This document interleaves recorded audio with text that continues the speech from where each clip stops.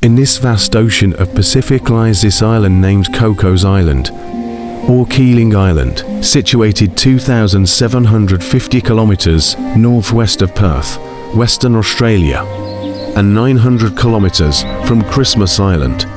The Cocos Keeling Islands are a group of coral islands that form two atolls. Only 2 of the 27 islands are inhabited.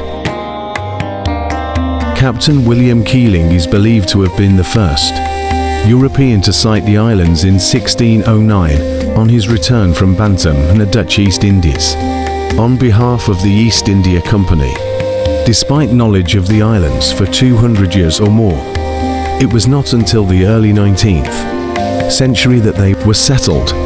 Interest was taken in them because they lay on a trade route from Europe to the Far East.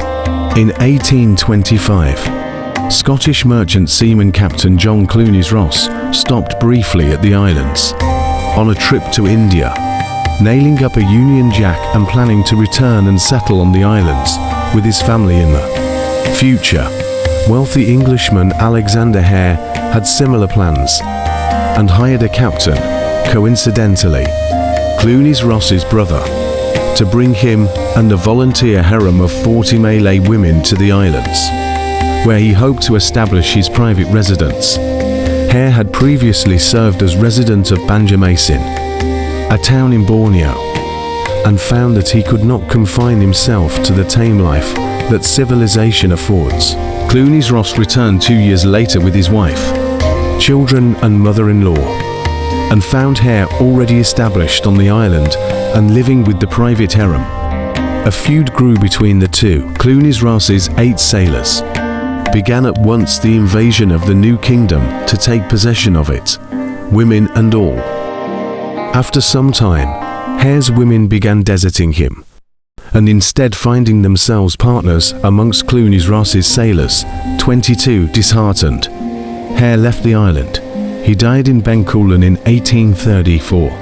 Encouraged by members of the former harem, Clunies-Ross then recruited Malays to come to the island for work and wives.